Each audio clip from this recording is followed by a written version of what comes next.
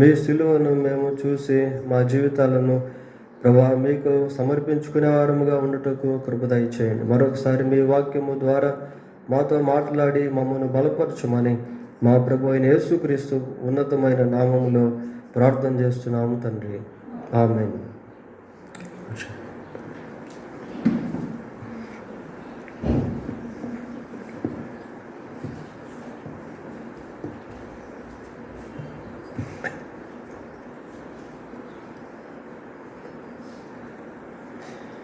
ప్రియులారా, మరి దేవుని వాక్యాన్ని మనం ధ్యానం చేసుకుందాం. మానవ జీవితం ఎలాంటిది అని అంటే, the human life is like a operating system. దేనికైతే మనం అలవాటు పడతామో దాన్ని కొనసాగించే ప్రయత్నాలు అనేటువంటివి చేస్తాం. ఈ అలవాట్లు అనేటువంటివి అడిక్షన్స్లోనికి కొన్నిసార్లు మనల్ని తీసుకుని వెళ్తాయి. చాలామంది చైన్ స్మోకర్స్ అనేటువంటి వాళ్ళు అక్కడక్కడ మనకు కనిపిస్తూ ఉంటారు. ప్రారంభంలో వాళ్ళకి సిగరెట్ అనేది అలవాటు ఉండదు. ఏదో స్నేహితుల ద్వారానో ఎట్లాగో అలవాటు చేసుకుంటారు. ఆ అలవాటు అనేది అడిక్షన్గా మారి దే బికమ్ చైన్ స్మోకర్స్.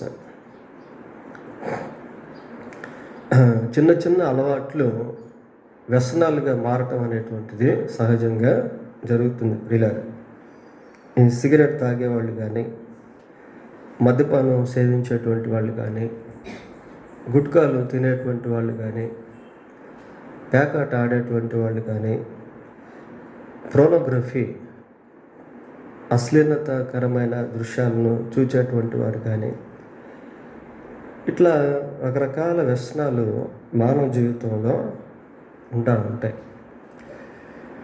వీటి యొక్క మూలంలో శరీరాశ, నేత్రాశ, జీవపు డంబం అనేవి మిళితమై ఉంటాయి, కలిసి ఉంటాయి. బైబిల్ గ్రంథాన్ని మనం పరిశీలన చేసినప్పుడు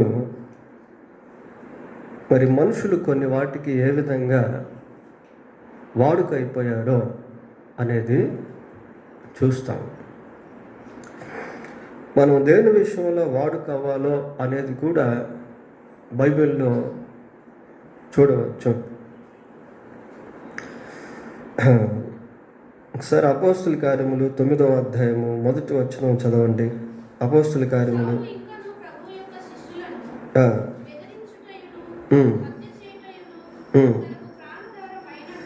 తనకు ప్రాణాధారమైనట్టు అని అంటే, బెదిరించుట, హత్య చేయుట అనేది పౌలుకి అదే ఆధారం అయిపోయింది. అంటే అది చేయకుండా ఉండలేనటువంటి స్థితి, చెప్పకుండా ఉండలేనటువంటి స్థితి, వెళ్ళకుండా ఉండలేనటువంటి స్థితి, తినకుండా ఉండలేనటువంటి స్థితి, తాగలేకుండా ఉండలేనటువంటి స్థితి, అడిక్షన్స్. ప్రియులారా, అంటే పౌలు యొక్క జీవితంలో ప్రాణాధారముగా ఏమున్నాయి అంటే సంఘాన్ని బెదిరించుట, హత్య చేయుట. అంతకుముందు పౌలు జస్ట్ స్టెఫెన్ని మనుషులు చంపేటువంటి సమయంలో వారి యొక్క వస్త్రాల దగ్గర కావలివాడిగా ఉన్నటువంటి వ్యక్తి. వాళ్ళు స్టెఫెన్ను చంపారు. పౌలు ఎంతమందిని చంపాడో మనకు తెలియదు. చంపాడో హింసించాడో అనేది మనకు ఆధారాలు బైబిల్లో హింసించినట్టయితే ఉంది. సామెతల గ్రంథం 4వ అధ్యాయము 14వ వచనం నుంచి 16వ వచనం వరకు చూద్దాం. భక్తిహీనుల త్రోవను చేరకుము, దుష్టుల మార్గమున నడువకుము, దాని యందు ప్రవేశింపక తప్పించుకొని తిరుగుము, దాని నుండి తొలగి సాగిపోము. అట్టివారు కీడు చేయనిది నిద్రింపరు, ఎదుటి వారిని పడద్రోయనిదే వారికి నిద్ర రాదు. కీడు చేయనిదే నిద్రింపరట ప్రియులారా. అంటే వాళ్ళ జీవితంలో ఆ కీడు చేయుట అనేటువంటిది అలవాటైపోయింది ప్రియులారా. అది చేయకుండా ఇంకా ఉండలేరు, అది చేయకుండా వాళ్ళు నిద్రపోలేరు. ఎవరు అంటే భక్తిహీనులు, దుష్టులు, వీళ్ళంతా కూడా కీడు చేయనిదే ఇంకా నిద్రపోరు వాళ్ళు. ఇంకా అదే వాళ్ళకి అడిక్షన్ అనమాట. ఖచ్చితంగా కీడు చేయాలి. మానవ జీవితంలో ఈ దుర్వ్యసనాలు అనేటువంటివి, దురలవాట్లు అనేటువంటివి దుర్వ్యసనాలుగా మారి మనుషులను దుష్టులుగా చేసేస్తాయి. హోషేయ గ్రంథం 4వ అధ్యాయము, హోషేయ గ్రంథం 4వ అధ్యాయము 2వ వచనం ఒకసారి చదువుదాం. అబద్ధ సాక్ష్యము పలుకుటయు, అబద్ధమాడుటయు, హత్య చేయుటయు, దొంగిలించుటయు, వ్యభిచరించుటయు వాడుకాయను. అలవాటైపోయింది ప్రియులారా. అంటే వాడుకాయను అంటే ఏంది? అలవాటైపోయింది. వాటికి అలవాటు పడిపోయారు. మనం కొన్నిసార్లు అలవాట్లో పొరపాటు అని అంటాం. ఏదైనా మిస్టేక్ జరిగితే అలవాట్లో పొరపాటు అంటాం. మంచిదే, అలవాట్లో పొరపాటు అయితే మంచిదే, కానీ అలవాట్లు కావు. ఇప్పుడు ఇక్కడ అలవాట్లు అయిపోయినాయి. హోషేయ గ్రంథంలో మనం చూస్తున్నప్పుడు ఏమని చదువుతున్నాము? అబద్ధ సాక్ష్యములు పలుకుటయు, అబద్ధమాడుటయు. చూడండి ప్రియులారా, అబద్ధ సాక్ష్యాలు. ఎవరైనా బాగుంటే చూడలేనటువంటి స్థితి, వాళ్ళ సాక్ష్యాన్ని ఏదో ఒక విధంగా పాడు చేయాలనేటువంటి తలంపు. ఈ అబద్ధ సాక్ష్యం అనేది చాలా వెయిట్ వర్డ్. ఇది దేవుడు మనకి ఇచ్చిన 10 ఆజ్ఞలలో, నిర్గమకాండం 20వ అధ్యాయం 10 ఆజ్ఞలు ఉన్నాయి కదా. ఈ 10 ఆజ్ఞల్లో ఒక ఆజ్ఞ ఏంటి అంటే, నీ పొరుగు వాని మీద అబద్ధ సాక్ష్యము పలకొద్దు. యేసు ప్రభువును సిలువ వేసేటువంటి టైంలో కొద్దిమంది అబద్ధ సాక్షులను పిలుచుకొచ్చి సాక్ష్యాలు చెప్పించారు. కోర్టులో చాలా జరుగుతాయి ప్రియులారా అబద్ధ సాక్ష్యాలు. కోర్టులో చాలా అబద్ధ సాక్ష్యాలు ఉంటాయి. అది వాడుకైపోయింది, అలవాటైపోయింది. న్యాయస్థానమే, కానీ అబద్ధ సాక్ష్యాలు. అబద్ధ సాక్ష్యం పలుకుటయు, అబద్ధమాడుటయు, హత్య చేయుటయు, దొంగిలించుటయు, వ్యభిచరించుటయు వాడుకయ్యను. వాడుకైపోయిందంట ప్రియులారా. అంటే అలవాటైపోయింది. దొంగతనాలు చేయకుండా ఉండలేరు, నరహత్యలు చేయకుండా ఉండలేరు, వ్యభిచారం చేయకుండా ఉండలేరు. వాడుకైపోయింది.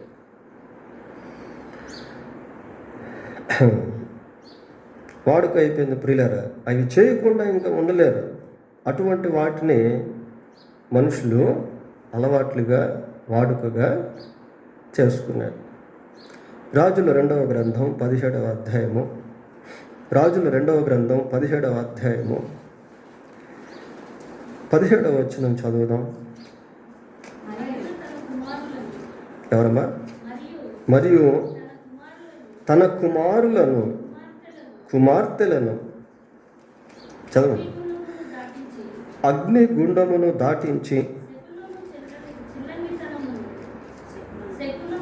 శకునమును, చిల్లంగితనమును వాడుక చేసుకొని యెహోవా దృష్టికి చెడుతనము చేయుటకై తమ్మును తాము అమ్ముకొని ఆయనకు కోపము పుట్టించిరి.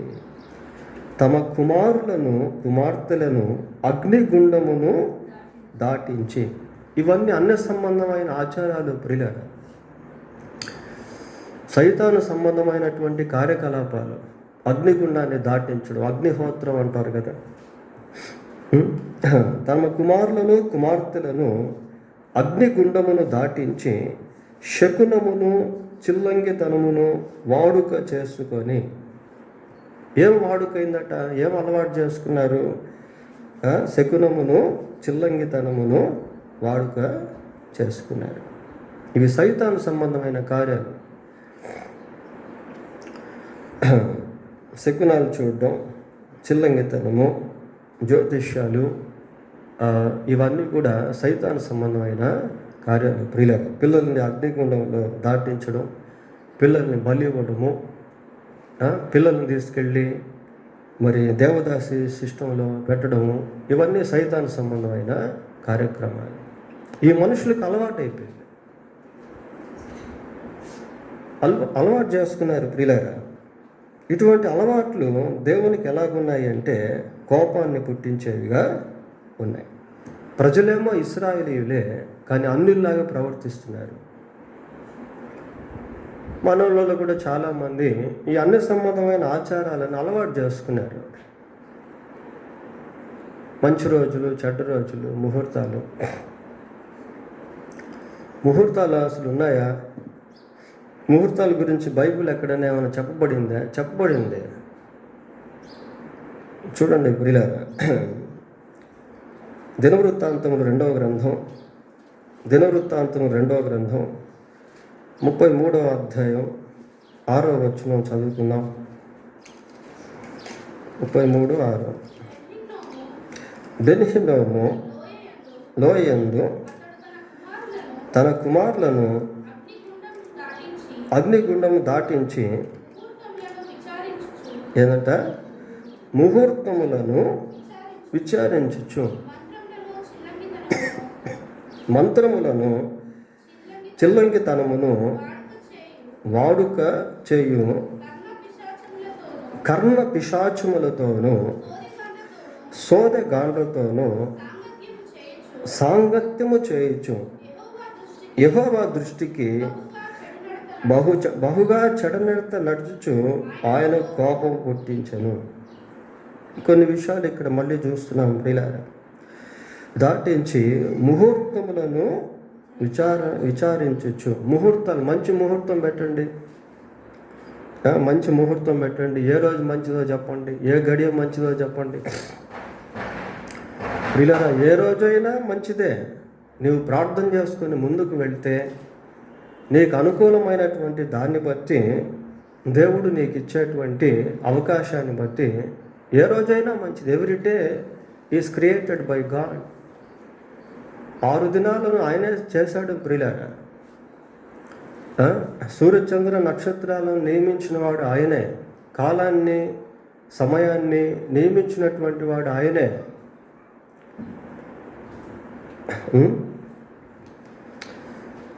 ముహూర్తములను విచారించుచు మంత్రములను చిల్లంగితనమును వాడుక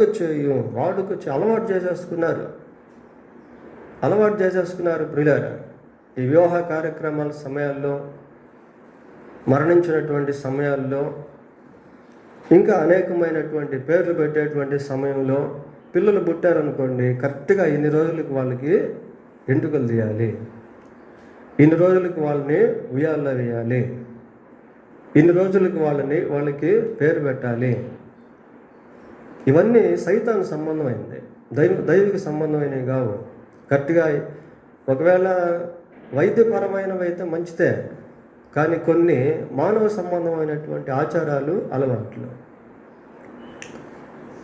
మనుషులకు అవి అలవాటు అయిపోయినాయి.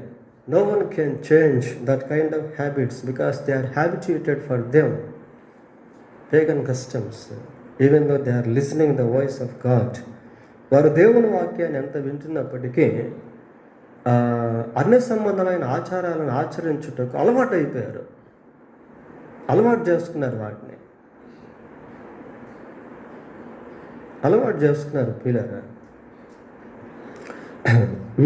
చిల్లంగితనము, ఇంకేది వాడుక చేయు కర్ణ పిశాచములతోనూ సోదెగాండ్రతోనూ సాంగత్యము చేయొచ్చు. కర్ణ పిశాచాలు, కర్ణం అంటే చెవి ప్రియులారా. ఈ కర్ణ పిశాచాలను ఆధారం చేసుకొని చాలామంది ధనాన్ని సంపాదించే వాళ్ళు కూడా ఉన్నారు. వాటికి కొన్ని స్టడీస్ అనేటువంటివి ఉన్నాయి. సమూహన శాస్త్రం అని, వశీకరణ తంత్రం అని, ఇట్లా కొన్ని విద్యలు ఉన్నాయి. ఆ విద్యను అభ్యసించి వాటిని స్వతంత్రించుకుంటారు. ఈ కర్ణపిశాచాలు ఏం చేస్తాయంటే, ఆ విద్యను అభ్యసించి వాటిని వశపరుచుకున్నటువంటి వారికి, వారి దగ్గరికి ఎవరైనా వస్తున్నారనుకోండి, వాళ్ళ చెవులో మాట్లాడుతూ ఉంటాయి. అందుకే కర్ణపిశాచి అనేది. ఇదిగో పలానా వ్యక్తి పలానా దగ్గర నుంచి వస్తున్నాడు, ఆయన పేరు ఇది, ఆయన సమస్య ఇది అని. అలా చేయటం వలన వాళ్ళు జీవం గల దేవుని యందు విశ్వాసం ఉంచకుండా సైతాను సంబంధమైన వాటిపైన విశ్వాసము ఉంచుతారు ప్రియులారా. సోదరులు కూడా అంతే. బైబిల్లో మనం చూస్తాం కదా, ప్లూటోను అనే దయ్యం పట్టినటువంటి ఒక చిన్నది సోదే చెప్తా. కాబట్టి వాటి దగ్గరికి వెళ్ళకూడదు. ప్రభు సన్నిధిలో ప్రార్థన చేసుకోవాలి. ప్రభు సన్నిధిలో ప్రార్థన చేసుకోవాలి ప్రియులారా. We must pray for everything in God's presence to be led by him. ఆయన ద్వారా నడిపించబడేదానికి ప్రతి విషయంలో ప్రార్థన చేయాలి. ప్రభువా, మరి పెళ్ళి ఎప్పుడు చేసుకోవాలి, ఎలా చేసుకోవాలి, ఏ రోజు చేసుకోవాలి, అడగండి దేవుణ్ణి. దేవుడు మీకు సహాయం చేస్తాడు ప్రియులారా. If we follow the guidance of God, God will definitely help us. వారు ప్రార్థన చేయుచుండగా నేను వారిని నడిపిస్తాను. అట్ట ప్రార్థనతో ముందుకు వెళ్ళాలే తప్ప అన్ని సంబంధమైన ఆచారాలకు వెళ్ళకూడదు పిల్ల. వాటిని అలవాటు చేసుకోకూడదు. వాటిని అలవాటు చేసుకోవడం వల్ల నీవు దేవుని కార్యాలను అనుభవించలేవు. నీ పిల్లల పైన సైతాను శక్తులు పనిచేసేదానికి అవకాశాలు ఉంటాయి. వాళ్ళ మెళ్ళలో తాళ్ళు కట్టడం, దారాలు కట్టడం, మొలతాళ్ళు తాయెత్తులు వేయడం, దిష్టులు తీయడం, తీసుకెళ్ళి అక్కడ 4 రోడ్లు కలిసే స్థలంలో పెట్టడం, ఇవన్నీ చేయకూడదు. ఇవన్నీ సైతాను సంబంధమైనవి. కానీ ప్రజలు ఏం చేశారంటే వాటికి అలవాటు అయిపోయారు. They have double minded. రెండు మనసులు కలిగి ఉంటారు ప్రియులారా, ద్విమనస్కులు. అట్లాగా ఉండకూడదు. కాబట్టి ఈ అలవాట్లు అనేటువంటివి వ్యసనాలుగా మారిపోతాయి ప్రియులారా. హోషేయ గ్రంథం 12వ అధ్యాయము 7వ వచనం. హోషేయ గ్రంథం 12వ అధ్యాయం 7వ వచనం.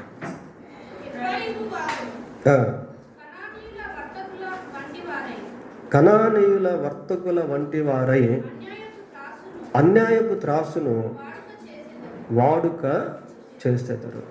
కనానీయులు దేవునికి విరోధంగా జీవించినటువంటి వారు.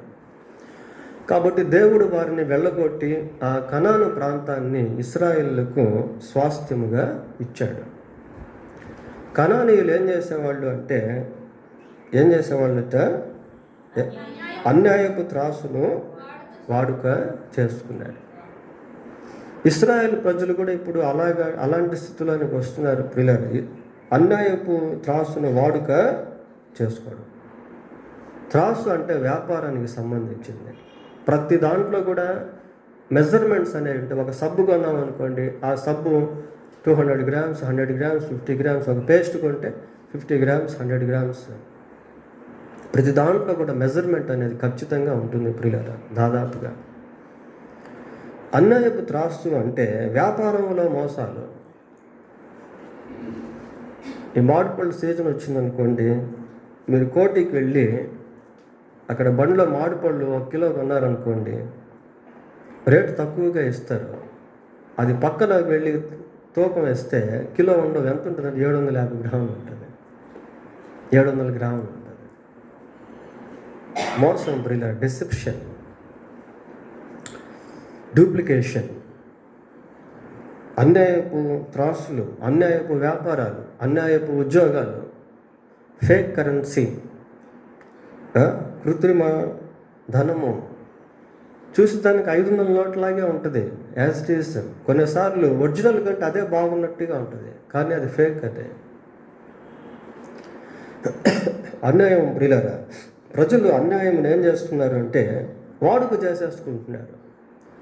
అన్యాయం చేయకుండా వాళ్ళు బ్రతకలేరు. అన్యాయంగా డబ్బు సంపాదించకుండా వాళ్ళు జీవించలేరు. ఇందాక మనం చదివాం కదా, దొంగతనాలను వాడుక చేసుకోవడం, అబద్ధ సాక్ష్యాలను వాడుక చేసుకోవడం, వ్యభిచారాన్ని వాడుక చేసుకోవడం, నరహత్యలను వాడుక చేసుకోవడం,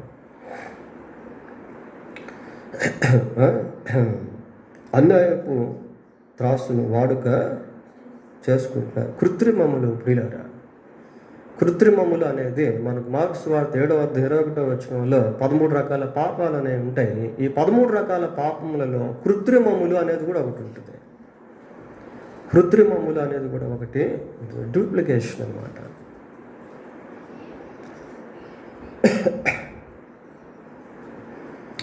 కాబట్టి మానవ జీవితం ఒక ఆపరేటింగ్ సిస్టమ్. అదే మనం దేనికైతే అలవాటు పడతామో అవి మన జీవితంలో అలవాట్లుగా మారిపోతాయి, వ్యసనాలుగా మారిపోతాయి. అవి లేకుండా మనం ఉండలేం, వాటిని చేయకుండా మనం ఉండలేం, వాటిని చూడకుండా మనం ఉండలేం, అక్కడికి వెళ్ళకుండా మనం ఉండలేం, అది చెప్పకుండా మనం దాచలేం. కానీ ఒక వ్యక్తి యేసుక్రీస్తు ప్రభు దగ్గరకు వచ్చిన తర్వాత అతని జీవితంలో రీప్లేస్మెంట్ అనేటువంటిది ఉంటుంది. రీప్లేస్మెంట్ అంటే ఏదైతే దేవుడు కోపగించుకుంటాడో అది మారిపోయి దేవుణ్ణి సంతోషపెట్టేటువంటి స్థితిలోనికి వస్తుంది ప్రియులారా. బైబిల్ ఒక మంచి మాట ఉంది. కొరింథీయులకు రాసిన 2వ పత్రిక 5వ అధ్యాయము 17వ వచనంలో, కాగా ఎవడైనను క్రీస్తు నందు ఉన్న ఎడల వాడు నూతన సృష్టి, పాతవి గతించెను, ఇదిగో క్రొత్తవాయెను. క్రీస్తు నందు ఉన్న ఎడల నూతన సృష్టి, పాతవి గతించెను, క్రొత్తవాయెను. ప్రభువు దగ్గరికి వచ్చిన తర్వాత ఈ ఆపరేటింగ్ సిస్టమ్ అనేటువంటిది మారిపోతుంది ప్రియులారా. ఎవడైనా who ever they may be, ఎవరైనా పర్వాలేదు, వాళ్ళు యేసు ప్రభువునందు విశ్వాసం వచ్చినప్పుడు మొట్టమొదటిగా ఏమవుతుందంటే వాళ్ళ హృదయం మారుతుంది ప్రియులారా. హృదయం ఎప్పుడైతే మారుతుందో జీవితమే మారిపోతుంది. సౌలుకి ఇందాక తనకు ప్రాణాధారం ఏమనుకున్నామో సంఘాన్ని బెదిరించుట, హింసించుట, ఇప్పుడు అదే పౌలుగా మారి అదే సంఘానికి సేవ చేసేవాడిగా మారిపోయాడు.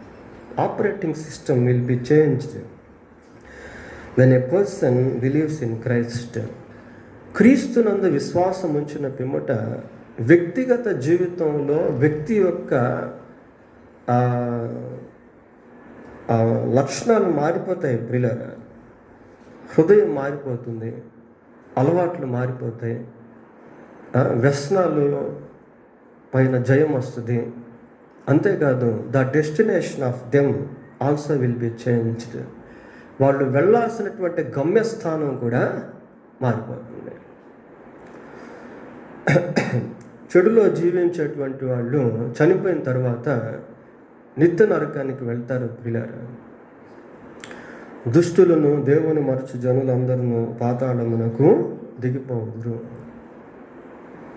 అన్యాయస్తులు దేవుని రాజ్యమును స్వతంత్రించుకొనలేరు. అయితే క్రీస్తునందు విశ్వాసం వచ్చినప్పుడు వాళ్ళ గమ్యస్థానం మారిపోద్ది. వాళ్ళు మరణంలో నుండి జీవంలోనికి, లేక నరకంలో నుండి పరలోకంలోనికి దాటినటువంటి వారిగా మారుతారు. సరే, ఒక విశ్వాసిగా మన జీవితంలో మనకు ఎటువంటి వాడుక ఉండాలి అనేది కూడా చాలా ప్రాముఖ్యం ప్రియులారా. యేసు ప్రభు ఈ లోకంలో ఉన్నప్పుడు ఆయన కొన్ని వాటిని వాడుక చేసుకున్నాడు, అంటే అలవర్చుకున్నాడు, వాటిని అలవాట్లుగా చేసుకున్నాడు. యేసు ప్రభు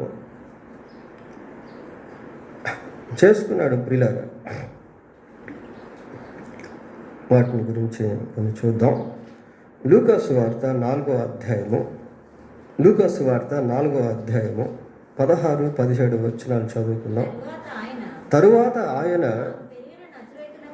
తాను పెరిగిన నజరేతునకు వచ్చెను, తన వాడుక చొప్పున చూస్తున్నాం ప్రియులారా. అంటే యేసు ప్రభు జీవితంలో అది అలవాటుగా ఉంది. అది ఆయన జీవితంలో ఒక భాగముగా మారిపోయింది. వాడుక చొప్పున విశ్రాంతి దినమునందు సమాజ మందిరములోనికి వెళ్ళి చదువుటకై నిలుచుండగా. చాలా ప్రభు యొక్క జీవితంలో ఉన్నటువంటి గొప్ప అలవాటు ఏంటి అంటే విశ్రాంతి దినమందు సమాజ మందిరానికి వెళ్ళటం. అక్కడ ఒక మాట చూస్తున్నాం ప్రియులారా, మళ్ళా చదవండి ఒకసారి. తరువాత ఆయన తాను పెరిగిన నజరేతునకు వచ్చెను. అంటే ప్రభువు ఒక్క స్థలంలో ఉన్నటువంటి వాడు కాదు. ఒకరోజు గలీలయలో ఉంటే ఇంకొక రోజు నజరేతులో ఉండేవాడు. ఒకరోజు నజరేతులో ఉంటే ఇంకొక రోజు బేతనియాలో ఉండేవాడు. కానీ ఎక్కడున్నా కూడా ఆయనకు ఒక వాడుక అనేది ఉంది. ఏంటి అంటే విశ్రాంతి దినమందు సమాజ మందిరానికి వెళ్ళడం.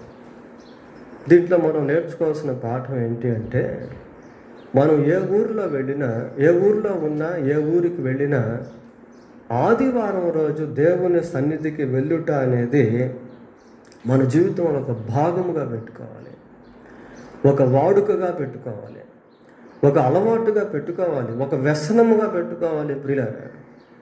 ఒక విశ్వాసి దేవుని సన్నిధికి వెళ్ళకుండా ఉండలేదు. How can we be silent without going to the sanctuary, the presence of God on Sundays? ఆదివారం రోజు దేవుని సన్నిధికి వెళ్ళకుండా మనం ఎలా ఉండగలము ప్రియులారా? ఎలా ఉండగలము? ప్రభువు నజరేతుకు వచ్చినప్పుడు అక్కడ విశ్రాంతి దినమందు సమాజ మందిరానికి వెళ్తున్నాడు. ఆ రోజుల్లో విశ్రాంతి దినము శనివారము. ఈ రోజుల్లో ఆదివారం అనేది ప్రభు దినమందు ప్రభు దగ్గరికి వెళ్ళాలి, ప్రభువుతో సమయం గడపాలి. ఇందాక మొదటి వర్తమానంలో విన్నాం కదా, యేసు ప్రభువుతో సహవాసాన్ని దేవుడు మనకు ఏర్పాటు చేశాడు. యెషయా గ్రంథం 58వ అధ్యాయము 13వ వచనం చదువుకుందాం ప్రియులారా. యెషయా గ్రంథం 58వ అధ్యాయము 13వ. విశ్రాంతి దినమున వ్యాపారము చేయకుండా నాకు ప్రతిష్ఠితమైన దినమని నీవు ఊరకుండిన ఎడల విశ్రాంతి దినము మనోహరమైనదనియు యెహోవాకు ప్రతిష్ఠిత దినమనియు ఘనమైనదనియు అనుకొని దాన్ని ఘనముగా ఆచరించిన ఎడల నీకు ఇష్టమైన పనులు చేయకయు వ్యాపారము చేయకయు లోకవార్తలు చెప్పుకొనకయు ఉండిన ఎడల నీవు యెహోవా యందు ఆనందించదువు.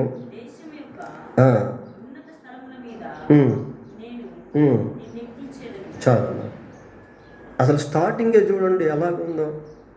నా విశ్రాంతి దినము అంటున్నాడు ప్రియులారా. అంటే విశ్రాంతి దినం ఎవరిది? దేవుంది. విశ్రాంతి దినమే దేవుంది, మంది కాదు. ఆయన మనకు తన దినాన్ని ఇస్తూ ఉన్నాడు. అసలు ఆదివారానికి బైబిల్ పరిభాషలో ఏంటి అంటే ప్రభువు దినం ప్రియులారా. ప్రకటన గ్రంథం 1వ అధ్యాయంలో ప్రభువు దినమందు నేను పరవశుడనై ఉండగా అని యోహాన్ అంటాడు. ప్రభు దినం అంటే ఆదివారం. అపోస్తుల కార్యంలో కూడా ప్రభు దినమందు రొట్టె విరుచుట ఇవన్నీ మనం చూస్తాం. ఆదివారం అంటే ప్రభు దినం. అంటే ఆ దినమే ప్రభువుది. It is not ours day. నా విశ్రాంతి దినము అంటున్నాడు దేవుడు. నా విశ్రాంతి దినము నా వ్యాపారము చేయకుండా. ఒకవేళ ఖచ్చితం అనుకోండి, సరే దేవుని సన్నిధికి వెళ్ళి తర్వాత పని చేసుకోండి. కొన్నిసార్లు మనం అధికారుల క్రింద ఉన్నాం, ఆదివారం పనికి వెళ్ళక తప్పదు. అది మనం ఏం చేయలేము. కానీ నీకు అవకాశం ఉండి నువ్వు దేవుని సన్నిధికి రాకుండా ఇంట్లో ఉండడం, గట్టిగా ఆ రోజే ఏదో ఫంక్షన్లు, మ్యారేజ్లు, పార్టీలు పెట్టుకోవడం అనేది సరైనది కాదు పిల్లలు. దేవునికి, కైసరికి ఇవ్వండి అంటారు.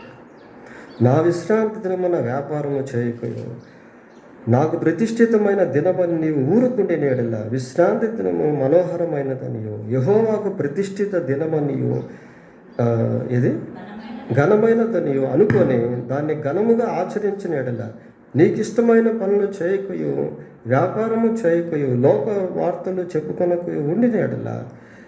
చూడండి, అక్కడ బ్లెస్సింగ్ ఒకటి మనం చూస్తున్నాం. నీవు యెహోవా యందు ఆనందించుదు. Rejoice in the lord. దేవుని యందు ఆనందం ప్రియులరా. దేవుని యందు ఆనందం అనేది ఈ లోకంలో ఎక్కడ కూడా దొరకదు. We can't by rejoice in the lord. దేవుని యందు ఆనందాన్ని మనం కొనలేము. అది అమ్మేటువంటిది కాదు, అది కొనేటువంటిది కాదు ప్రియులారా. అది దేవుని ద్వారా పొందుకునేటువంటిది. మనం అక్కడ వాక్యం రాయించడం చూశారు కదా, ఏమనుంది? నీ ఆనంద ప్రవాహములో, నీ మందిరపు సమృద్ధి వలన వారు తృప్తి నొందుచున్నారు. నీ ఆనంద ప్రవాహములోనిది వారికి నీవు త్రాగించుచున్నావు. దేవుని ఆనందాన్ని అనుభవించడం, దేవుని మందిరం యొక్క సమృద్ధిని అనుభవించడం ప్రియులారా, దీన్ని వాడుక చేసేసుకోవాలి. అయితే ఈ రోజుల్లో కొద్దిమంది దేన్ని వాడుక చేసుకుంటున్నారు అంటే, చూడండి, అది కూడా ఒక చిన్న బిట్టు చూద్దాం. అంటే కొంచెం రిలేటెడ్గా జస్ట్ అటు చూద్దాం. 2వ అధ్యాయం లూకాసు వార్త 42వ వచనం. లూకాసు వార్త 2వ చదవండి.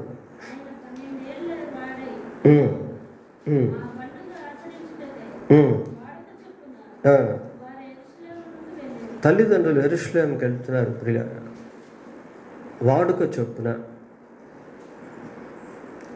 ఏటేటా పండుగకి వెళ్తున్నారు. ఇక్కడ కాంటెస్ట్ వేరు.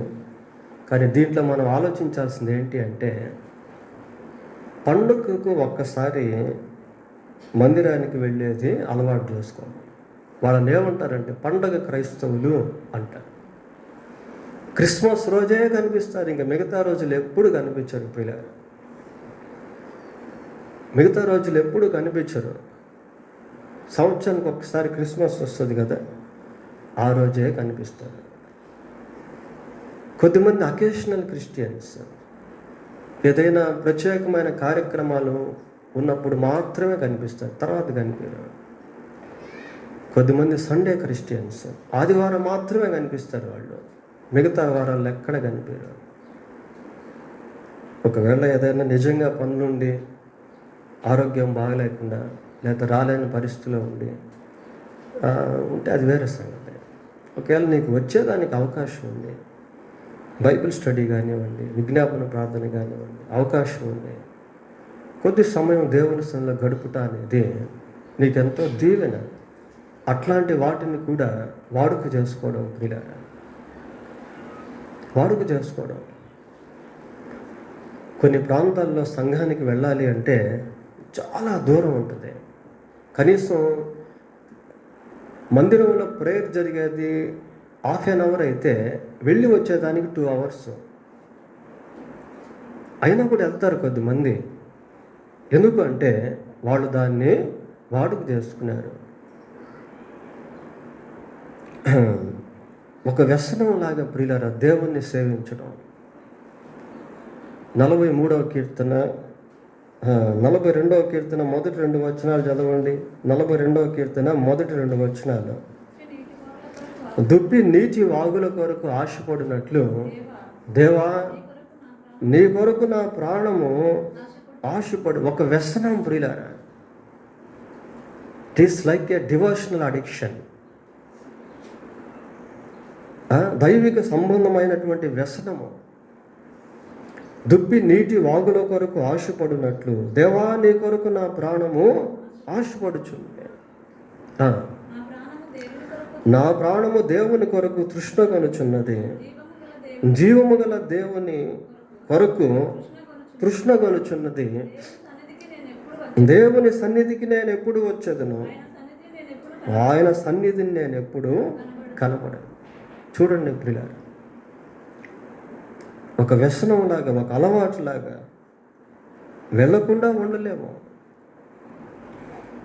యేసు ప్రభు ఈ లోకంలో ఉన్నప్పుడు సమాజ మందిరానికి వెళ్ళేది ఆయన జీవితంలో ఒక భాగముగా ఉన్నట్టు మనము చూస్తూ ఉన్నాం ప్రియులారా. తర్వాత ప్రభువుని గురించి ఆలోచిస్తే లూకా సువార్త 22వ అధ్యాయం 39వ వచనం చూడండి. 22:39. తరువాత ఆయన బయలుదేరి తన వాడుక చొప్పున ఒలీవల కొండకు వెళ్ళగా, వాడుక చొప్పున ఒలీవల కొండకు వెళ్తా ఉన్నాడు. అంటే ఒలీవల కొండకు వెళ్ళేదానికి ప్రభు తన జీవితంలో వాడుక చేసుకున్నాడు, అలవాటు పడ్డాడు. ఎందుకు ఆయన ఒలీవ కొండకు వెళ్తున్నాడు అని అంటే 41వ వచనం చదవండి.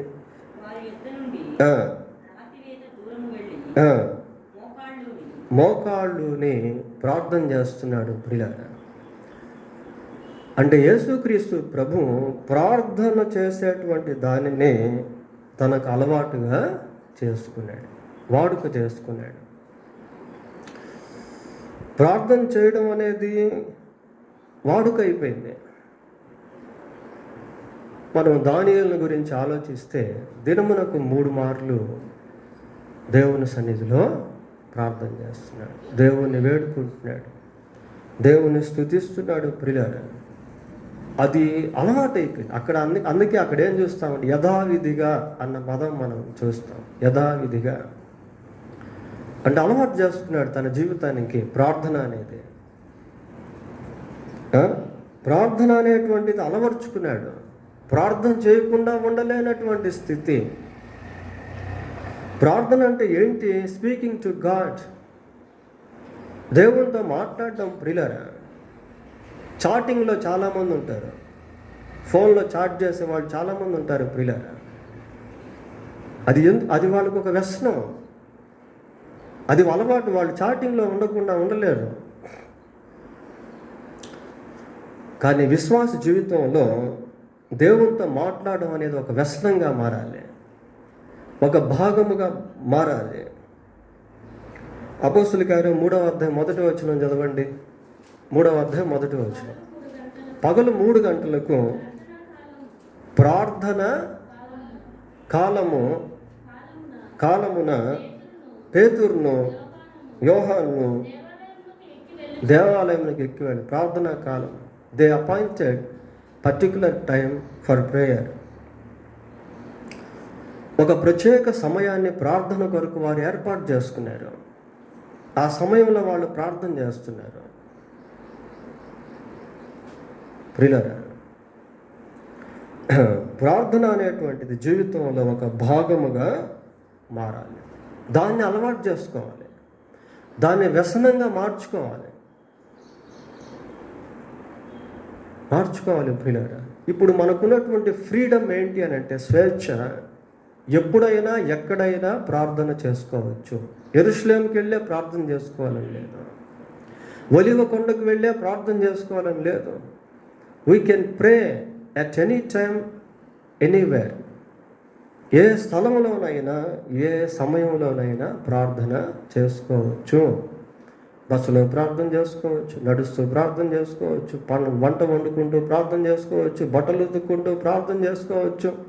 There is no any restriction for prayer. ప్రార్థనకి ఎటువంటి అవాంతరాలు అనేవి లేవు ప్రియులారా. You can pray anywhere at any time. ఏ స్థలంలోనైనా ఏ సమయంలోనైనా ప్రార్థన. అయితే ఈ ప్రార్థన చేసుకునేటువంటి దాన్ని మనం అలవాటు చేసుకోవాలి. ప్రార్థన చేసుకునేటువంటిది మన జీవితంలో ఒక వ్యసనంగా మారాలి. ప్రార్థన చేసుకోకుండా ఉండలేనటువంటి స్థితి, సెల్ ఫోన్ చూడకుండా ఉండలేనటువంటి స్థితి ఈ రోజుల్లో పెద్ద వ్యసనం ప్రియులారా. మీ స్మార్ట్ ఫోన్స్ అన్నీ ఒకరోజు చూడకుండా ఉండండి, చూద్దాం. ఒకరోజు అన్నం మానేస్తాం పాస్టర్ గారు, ఫోన్ చూడకుండా ఎలా ఉండగలం? ప్రియులారా, మనం వాటిని జయించేవిగా ఉండాలి కానీ అవి మనల్ని జయించేవిగా ఉండవు. యేసు ప్రభు జీవితంలో ఈ ప్రార్థన అనేటువంటిది ఒక వాడుకగా, ఒక భాగముగా మారిపోయింది ప్రియులారా. తర్వాత అపోస్తుల కార్యములు 17వ అధ్యాయము, అపోస్తుల కార్యములు 17వ అధ్యాయము 2వ వచనం ఒకసారి చదువుదాం. కనుక పౌలు తన వాడుక చొప్పున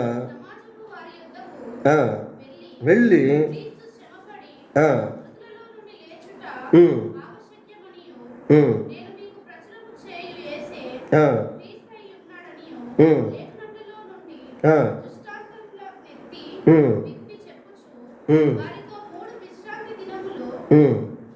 చాలా ప్రియులారా, ఇక్కడ పౌలు యేసు ప్రభు యొక్క సువార్తను ప్రకటించుటలో వాడుక చేసుకున్నాడు.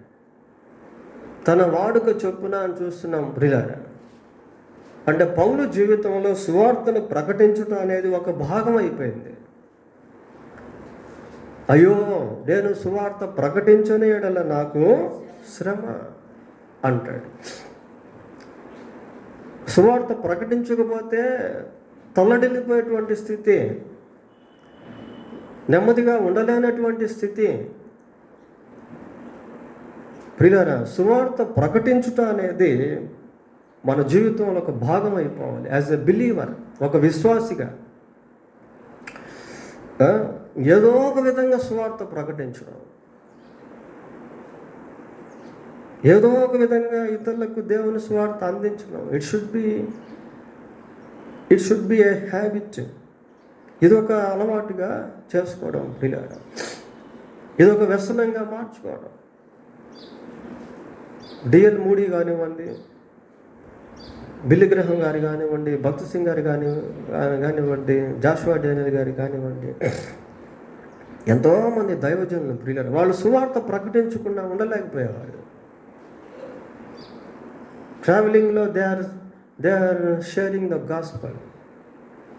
ప్రయాణాల్లో సువార్త పంచుకోవడం, వాళ్ళు ఎక్కడికి వెళ్తే అక్కడ సువార్త పంచుకోవడం, ఏదో ఒక విధంగా సువార్త పంచుకోవడం. ఈ రోజుల్లో మనకి ఎన్నో అవకాశాలు ఉన్నాయి, సదుపాయాలు ఉన్నాయి. కరపత్రికల ద్వారా సువార్త పంచడం, సువార్త అందించడం, ఇతరులను దేవుని సన్నిధికి వచ్చి వాక్యాన్ని వినిపించడం, ఇతరుల కొరకు దేవుని సన్నిధిలో మొరపెట్టడం. చివరిగా ఇంకోటి చూసి మనం ముగిద్దాం. మార్క్స్ వార్త 10వ అధ్యాయము, మార్క్స్ వార్త 10వ అధ్యాయం 1వ వచనం చదువుకుందాం ప్రియులారా. ఆయన అక్కడ నుండి లేచి యూదయ ప్రాంతములకును యోర్దాను అద్దరికిని వచ్చెను. జన సమూహములు తిరిగి ఆయన తన వాడుక చొప్పున వారికి మరలా బోధించుచుండెను. ఇక్కడ వాక్యాన్ని బోధిస్తున్నాడు ప్రియులారా. సువార్త ప్రకటించేది, వాక్యం ప్రకటించేది రెండు కూడా డిఫరెంట్ వేస్, డిఫరెంట్ డైమెన్షన్స్. సువార్త అన్యులకు, వాక్యం విశ్వాసులకు. సువార్త అవిశ్వాసులకు, వాక్యం విశ్వాసులకు. ప్రియులారా, మనం దేవుని యొక్క సువార్త మాత్రమే కాకుండా దేవుని వాక్యాన్ని కూడా ప్రకటించేటువంటి వారంగా ఉండేదానికి నేర్చుకోవాలి ప్రియులారా. మీరు ఎక్కడికైనా వెళ్ళారు, లేకపోతే ఇక్కడే మీకు అవకాశం వచ్చింది వాక్యం చెప్పేదానికి, అలా వాక్యం చెప్పేది కూడా అలవాటు చేసుకోవాలి. మనం ఎప్పుడైతే దేవుని వాక్యాన్ని చెప్పేది అలవాటు చేసుకుంటామో అక్కడ అది మనకు ఆశీర్వాదకరంగా ఉంటుంది. దాని ద్వారా దేవుడు అనేక మంది జీవితాలను మారుస్తాడు. సువార్త చెప్పడం వేరు, వాక్యం చెప్పడం వేరు. సువార్త అవిశ్వాసులకు, వాక్యము విశ్వాసులకు. ఈ రోజుల్లో వాక్య పరిచర్య చేసేవాళ్ళు కోకొల్లలుగా ఉన్నారు ప్రియులారా. కానీ ఆ వాక్యంలో ఉన్నటువంటి ఒరిజినాలిటీ చెప్పడం అనేది చాలా తక్కువ అయిపోయింది. So we must prepare our cells to preach the word of God to the church. సంఘానికి దేవుని వాక్యాన్ని ప్రకటించేది కూడా అలవాటు చేసుకోవాలి. నేను మారు మనసు పొందిన కొత్తల్లో ఆయా ప్రాంతాల్లో వాక్య పరిచర్యకి అవకాశాల కోసం ఎదురు చూసేవాడిని. ఎంతోమంది పిలిచేవాళ్ళు ప్రియులారా. పెంతెకోస్తు నుంచి, హెబ్రోన్ నుంచి, బాప్టిస్ట్ నుంచి, మన సహవాసం నుంచి, అనేక ప్రాంతాల నుంచి వెళ్ళి వాక్యం చెప్తాను. ఎంతోమంది దీవించబడ్డారు, యవనస్తులు బలపరచబడ్డారు, ఉజ్జీవింపబడ్డారు. So we seek the opportunities to share God's word in different areas. ఇవన్నీ మన జీవితంలో అలవర్చుకోవాలి. అప్పుడు మనం దేవునికి మహిమకరంగా, ఇష్టకరంగా ఉండగలుగుతాం, అనేకులకు ఆశీర్వాదకరంగా ఉండగలుగుతాం. ఎప్పుడైతే దేవుని వాక్యం ప్రకటిస్తూ ఉంటామో మన ఆత్మ ఉజ్జీవింపబడుతూ ఉంటుంది. మన ఆత్మ ఉజ్జీవింపబడుతూ ఉంటుంది. యేసు ప్రభు తన జీవితంలో మనం ఇందాక చూసాం కదా, ఆయన నజరేతుకు వచ్చినప్పుడు సమాజ మందిరానికి వెళ్ళాడు. వెళ్ళి వాక్యం చదివేదానికి అక్కడ నిలబడ్డాడు ప్రియులారా. వెళ్ళి కూర్చోలేదు. అక్కడ ఏం చూసాం ఇందాక, వాడుక చొప్పున. ఒకసారి ఆ మాట చదవండి, చదివి ముగించేద్దాం.